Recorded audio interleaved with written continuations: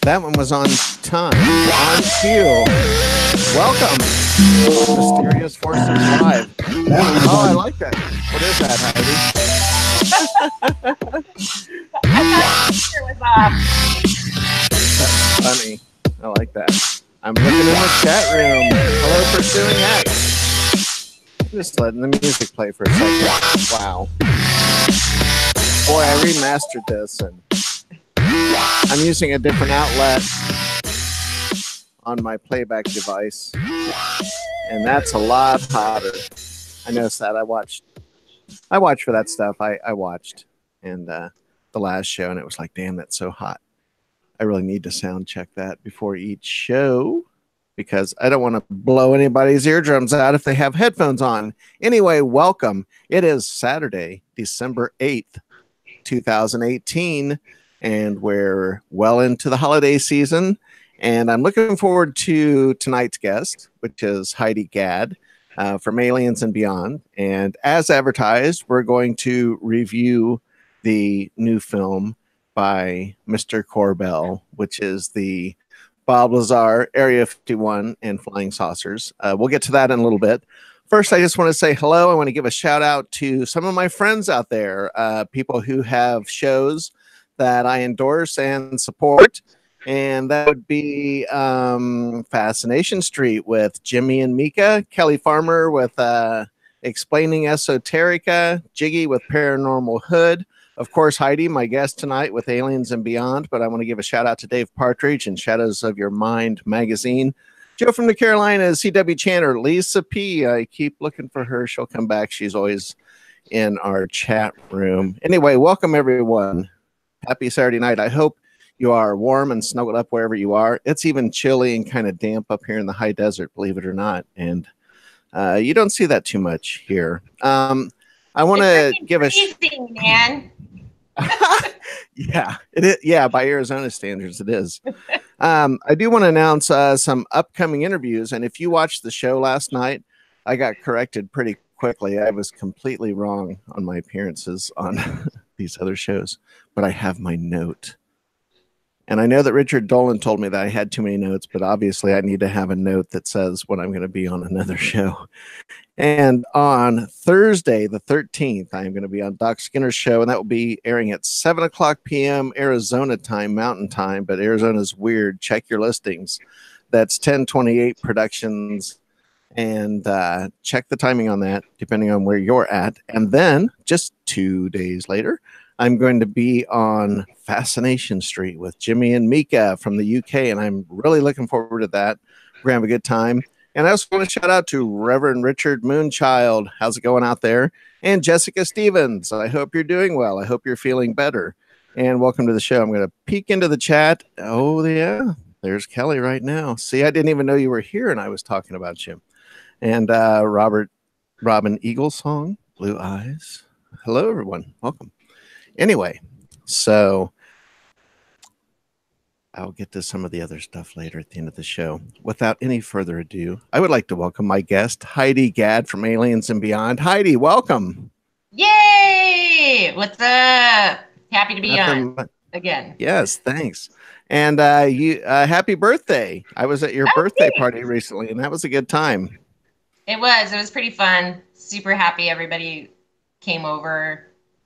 I want to say, though, I love the new crystal ball in the background. I like that addition. Oh, thanks. Yeah. That's a lot of fun. We had some talks that something else needed to be going on in the frame besides just like too much of me. So I understand that you had some ghost tours and ghost walkthroughs, some paranormal investigation stuff going on at your shop. Before we get into the Bob Lazar film, I just wanted to hear the latest on what's going on with the paranormal stuff in your music shop. So we did this ghost walk, and people could come in and use the equipment from the cops crew.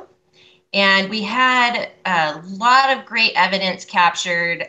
There's even specter, an apparition, got caught on film. So I'm waiting for Jay and Marie to release that. And then you guys have all seen like that flashlight thing they always try to do where you like turn the flashlight just a little bit and you try to get the spirit to turn it on or off. Well, Okay, it yeah. happened. Yeah, it totally happened, Wow. and it happened a lot. And Jay Yates of the Cops crew was even like, Heidi, I seriously have thousands of hours of me talking to a flashlight, and it never does anything. But we were getting intelligent answers, and everybody got a lot of corresponding things. So who knows? Maybe something will happen because there's, electronics involved. Right. So are you just going to turn that into, are you going to make an episode out of that and air some of that? Or are you going to like air that footage during one of your regular shows? If I should, well, here's the bad thing is I did not even really use any of my own video equipment to get any, I didn't get any myself. So, but I should just probably do it myself and air some. Or you should come over with your spirit box. Let's do something here.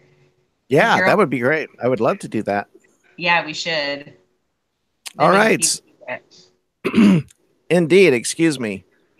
I have a feeling I have something coming for Christmas that might help out this show. It might be resulting in a cough button or a way for me to deal with that. But I just have a feeling. Now I have a feeling. It's kind of hard to surprise your mate when you're adults, man. Especially when they're delivering the packages. It's a little hard to keep a secret. Anyway, so on to tonight's topic. I want to talk about the new film by Jeremy. How many names does he have? 7, 8 names? Jeremy. I forget all of them. It's Jeremy Corbell. That's how I knew of him first. And then suddenly the next thing I knew, he had 2 other names stuck in there. Lockyer. Jeremy, Kenyon, Lockyer, Corbell. Mr. Right. Four names. That's right. It's the Kenyon part that throws me. I don't know why. I'm just not used to saying 4 names. But anyway, the name of the film, obviously, as everybody knows, is Bob Lazar, Area 51, and Flying Saucers. And I want to say this up front. I'm going to dig deep into this film. So if you have not seen this film and you don't want this film spoiled for you, please time this show for your watch list at a later time so that I don't blow it out of the water for you, because we're going to talk all about it. So fair warning on that. Mucho spoiler alert. We're going to get into it. Heidi, you watched the show today, as I understand, right? I did. Yeah, I started to watch it the other day, but had to do something. So I restarted it, watched the whole thing, loved it. I was actually really emotional for it. Like I got kind of emotional when I was watching it. I don't know if that happened to you or not, but yeah. I will say, I don't know. I guess we'll do a bit of a back and forth. Because like everything else, being a person that comes from a production background, I have like some technical critiques of it. I'm sorry, technical critiques of it, and maybe kind of as a film critic, maybe some points of view about it, but then also in terms of the ufology community and how I view information and Bob's story in particular. That might be another level. On a technical level, I thought there were some sound issues. It seemed like some things were kind of sharp or too loud or too thin. And it was a little bit of a distraction, but I was able to let go. But that being said, I think the visual of the film was brilliant. And I liked the film much more than I liked the Skywalker Ranch film, I have to admit. Luke, I am your father. Did I say Skywalker again? You did. Damn it. Skinwalker. I did this last time you were on. This is like some kind of psychological thing with me. I was in a band one time and we were doing this cover song, and I used to pretend to sing the line at the wrong time to throw the other guys off in rehearsals. And we would always laugh about it. And then when we went out and played it in front of people, I sang the line at the wrong time. Every time I'd faked it, and then I did it in front of a crowd. So same phenomena going on here. But anyway, Skinwalker and Skywalker Ranch. That sounds like a porno. But well, Skinwalker Ranch kind of does too. Anyway, so What kind of stuff are you doing here?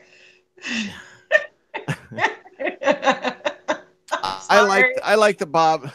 I'm just gonna skate past. I'll let it go. Sorry, So, I'm sorry. no, it's okay. It's great. No, this is what makes for good broadcasting, right? So I stylistically I liked it better than the Skinwalker Ranch film. I thought it was a little more creative, a little more out there. The Skinwalker Ranch was kind of a little more straightforward. So I do appreciate his kind of differing the styles.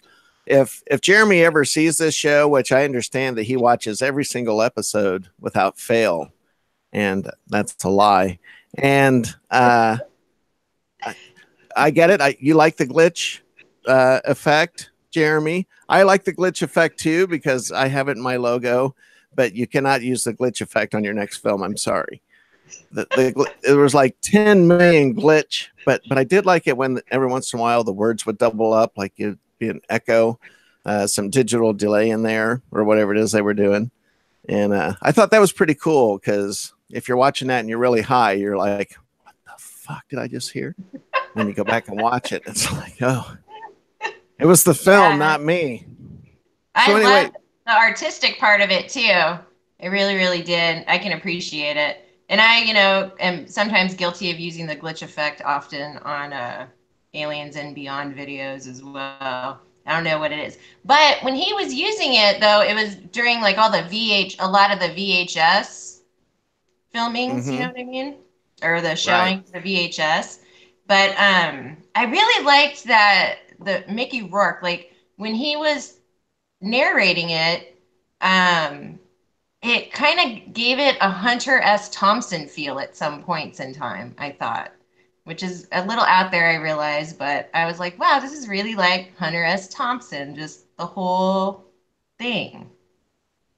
Yeah, I think in part because the dialogue or the monologue, the narration was written kind of artistically and descriptively interesting, but his delivery of that material was kind of dark, and that's something I noticed right away, that the tone of the film overall was just a bit darker, and which I liked it. It's a mood thing, and I get that. And did you hear anything in Bob Lazar's testimony or any part of his story that he related in the film that was new to you, or kind of brought another level of understanding of the story? In a way, because he was re-explaining himself and just about his entire story and what happened to him, I feel like him saying it again at this age, it felt a little different.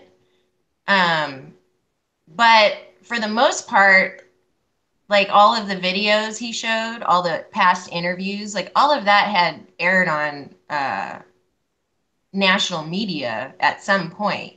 And sure, I was young, but I remember it, and I remember thinking, whoa, why aren't more people paying attention to this?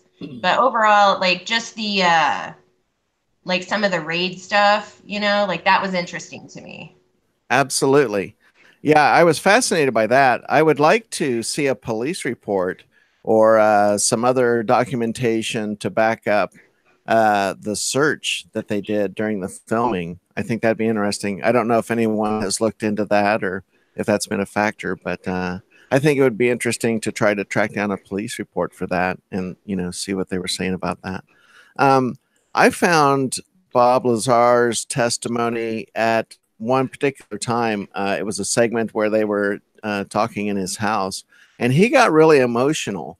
He seemed to be holding back tears at times, and there was real emotion going on, and I felt like it really drove it home. I would have to say, based on my observation of him and also getting it does help to get a look behind the scenes to see who his wife is and kind of meet her, see what his day-to-day life looks like, see what his small business in a small town looks like. And when you get the overall picture, I think George Knapp framed it perfectly in the film. Once you get to a view of who Bob Lazar is as a person, the story becomes much more believable. And I would have to say, with all the evidence that I have, and based on my judgment, I believe Bob Lazar's story. And I was on the fence until now, you know, only because of some of the educational stuff and some of the background stuff that they talked about. But seeing more of a complete picture, I have to admit that I've come over to the side of believing him. Do you believe him, or where are you at on that? I always believed him, and now I believe him even more. And you know, all that stuff about his schooling, like maybe maybe the government or what the, you know, the three-letter powers that be erased his stuff. Who knows? I don't know. I believe those kinds of things can happen, but I also believe, you know, conspiracy theories, chemtrails, and all of that. But the fact that his life was being threatened and all of those things just all add up to why the three letters would end up doing something like that. Don't do anything like that to me, three letters. I'm just a girl. Exactly. Yeah, no, but and maybe no. maybe he wasn't even enrolled in school. This guy is smart. Like, he obviously, there are people in this world who don't need to go to college. I don't care what anybody says. You That's either true. have it or you don't have it. And if you kind of have it and you go to college and you can get it, awesome. But Bob Lazar had it. He's an obvious genius. And maybe he didn't have money to go to school and snuck in the back of the classrooms. Who knows what he did? And, you know, hope maybe he did get a degree, like he says, and for whatever reason, they just took an eraser to it. Because even that stuff about the Los Alamos, where all of a sudden he doesn't work there, and there's, you know, printed records of him working there from the roster and all of this, that's pretty questionable to me. And being able to name names of individuals who worked at the company that did the screening and hiring. That was new information to me. And that, you know, it's part of what they were driving home in the film, was that there's a lot of corroborating evidence to go along with his story, as fantastic as it is. But, you know, I always hold that door open that I could be wrong. I mean, there's no way I can really know whether Bob Lazar is lying without some kind of new level of evidence. But I didn't see a liar. When I hear the man talking, when I look at his eyes while he's talking and I see how he conducts himself, and when I see his level of self-assurance, and quite honestly, I kind of like his don't give a fuck attitude in that he doesn't really care if anyone believes him or whatever. Yeah. And I understand that. And I don't see a liar there. I believe him. Well, and there's that one point, I think it was right in the beginning of the film, when Jeremy asks him if he could go back, would he tell everybody? And he said no, because he didn't like being in the limelight. And you know, the other person who said the same thing when he's been asked that question is Travis Walton. And so here's another perfect example of somebody who's come out, said some stuff, and people are like, oh, no, I didn't see it. So, you know, you're just making this up for attention. And these are people who would rather keep to themselves in a house in the middle of nowhere and just be. But because of the nature of the information, it does need to get to the people. And everything Bob Lazar is saying about it being a crime against humanity, that we don't have this information, I completely agree with, like, so deep in my being. We have a right to know. But on the flip side, there's a lot of bad people in the world. And unfortunately, maybe what's happening is, until, like, we as a people are under more of their control, they're not going to release this kind of stuff to us, because we got a bunch of a-holes that are going to do some stupid shit, you know? Yeah. I hear what you're saying. So I want to ask you kind of semi-personal question, or in your educated opinion, if would you want disclosure to happen if it meant the collapse of society as we knew it? Would you rather the truth come out and let things get shaken up and then let the chips fall where they may? Or would you yourself choose to withhold disclosure for the sake of civilization as we know it? I think we could use a little bit of shaking. I really do. I think if we got shook a little bit, maybe, you know, call me a hippie, maybe the wars would stop. Everyone would figure out like, hey, you know, we're actually all one big team, because we don't know if there's bad. I mean, there's bad people and good people. Are there bad people or bad and good aliens? Probably. It's, you know, natural law. So yeah, I'd say disclose it. There's going to be plenty of people that are okay with it. And there's going to be a lot of people that aren't okay with it. And if they end up doing something stupid, okay. But yeah, no, I hear you. Was there anything else about the film that you saw? Or I like the music a lot, and I took a note, and I saw a credit to Parasomnia /O Lewis, which might be somebody's stage name or something. And I saw Red, Blue, Black, and Silver. They were credited with original music. And then it looked like the name of the act was Boom Opera. And the title of whatever they contributed to the soundtrack was the synth pop Sugar Car, is what it said. And I did like his music choices. It was kind of a little bit 9 Inch Nails-ish. It was kind of edgy at times, but then they backed off, and I thought the score was good. I agree. It was super good. But it also reminded me a lot of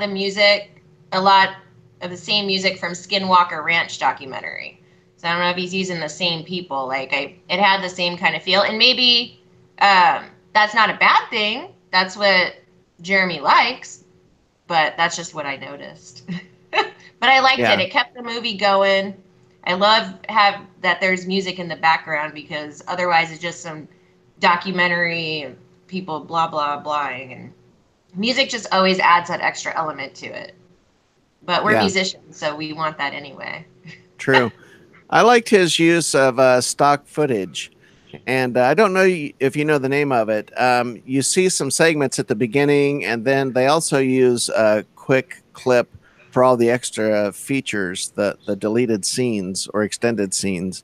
And you probably know what I'm talking about. It's the supposed very old footage of the alien turning, kind of like a side view or front to side view. Do you remember? Oh, it's Bob. His name's Bob. He's from Zeta Reticuli. What's the scoop on that footage? Do you know anything about that? Do you know anything about that story?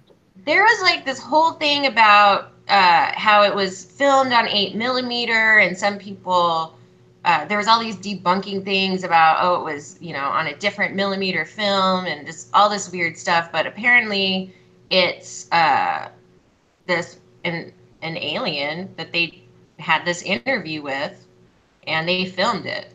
I have a friend Benji Sequoia, who paints amazing paintings of Bob. He has a bigger name, though. It's like something Bob or Bob something, but I can't remember right now. But I know he is from the Zeta Reticuli. Skinny Bob, explaining esoterica, says. Skinny Bob. Kelly Farmer. That's it. I like it. Yes, I am paying attention to you, chat room. Very nice. I like it. No, I like the participation. That's cool. And we had a couple of people slide through from CW Chanter's crew. So that's cool. I'm glad. The thing with CW has been a good thing. And I'm going to talk to CW again sometime soon. I'll give details about that another time. So what do you think if you were to kind of be given your opinion from the peanut gallery? What do you think's in store for Jeremy Corbell in terms of being a filmmaker? I think he's on the right track. I really think he's going to do some pretty awesome stuff. I'm curious to know what he's working on next. I have no idea. He hasn't posted about it. Like when he was posting Skinwalker, he was already posting about Bob Lazar. So I'm just so curious to see what he's going to do next, because I think he does do a good job. I like his work. It looks cool. It's a modern twist on a documentary, you know? I like it as well. I think that he's going to have to step away from the style that he's done on his next film. If he wants to show that he has a wider range as a filmmaker, I think I, I think he kind of found his groove in this editing and filmmaking style, which is very cool. I don't want to take away from that.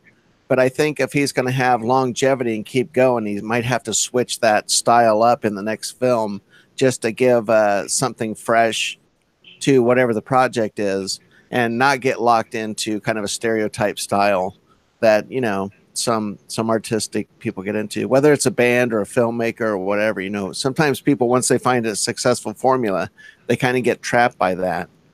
But oftentimes a lot of the greats are people who can kind of riff on those different styles or different points of view in storytelling, and keep it kind of fresh each time. So I hope he does. I wish him well. I think he's a great filmmaker. I think he's talented. I think he's smart. And I want to see more films from him for sure. I'd like to have him on the show. So, hey, Jeremy. Yeah, me too. Speaking of, no, sorry, go ahead. I was going to just mention that. Did you ever see his other film, Patient 17? I have not seen that. Yeah, that is a great one to check out. Very, very good one to check out. I'll have to check that out. That one mentions the element 115 as well, because, you know, that's a whole nother scientific whoa. Yeah, I thought that was fascinating. I like the footage that they showed of the light being bent. I had to back that up a few times. I probably backed that up 5 times looking for the light beam to bend and stuff. It was very subtle. You really had to kind of be looking for it. And they didn't really highlight it either. They just kind of went over that and let you know that the footage was found, but it didn't seem like the quality was all that good or whatever. It was probably, you know, a resolution issue in terms of that. It's super hard to see. Indeed. So in terms of shows, speaking of shows, what's going on with Aliens and Beyond? I'd like to hear about what's next with you guys. I've been busy this month with I call it violin season, because some of you might know I'm also a classical violinist. I play electric violin, weird, creepy stuff too, but during the holiday time, I get a lot of orchestra gigs. So I haven't been able to sit down and film or edit anything for a couple of weeks since that started. And we've got a couple shows on the chopping block, so we're trying to figure out what we're going to do. But I am trying to put together an outtakes reel right now. That would be fun. It's it's gonna be pretty. Already the few things I've put in there are just ridiculous. Like it's gonna be really funny, I think. And maybe I'm just laughing at myself. I don't know. And maybe people will like it. I hope it gets somebody to laugh. But you know, some very funny things have happened. That's what we're trying to film. So that's cool. So is the ghost tour thing a regular occurrence at your music shop? Or how does that get scheduled? How can people find out about that? So Jay and Marie from the Cops crew, Crossing Over Paranormal Society, the Yates, they are the ones that put it together because they're the ones with all the stuff. And we're probably going to do one after the first of the year at some point. But they can, you guys can either go to my shop's page, any of my pages. My shops are Superstition Mountain Music and Mtronics with a K.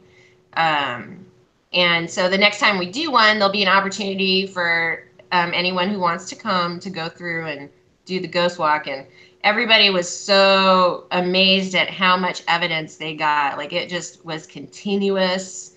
The spirits here are very intelligent. They're not mean. And, you know, they like to show you that they're here. So it's pretty cool. I'm hoping as the future goes on, I can actually ask them more like deep questions, you know, like everyone's always, you know, asking these kind of smaller questions. And I want to like find out like what happens, you know, like what are you doing? Are you in a different dimension? Like what is happening? What reality is this? And I think that would be pretty interesting to see what kind of responses we get from that. No, it would be. And if people want to get information about Aliens and Beyond, your podcast, you have a YouTube channel, correct?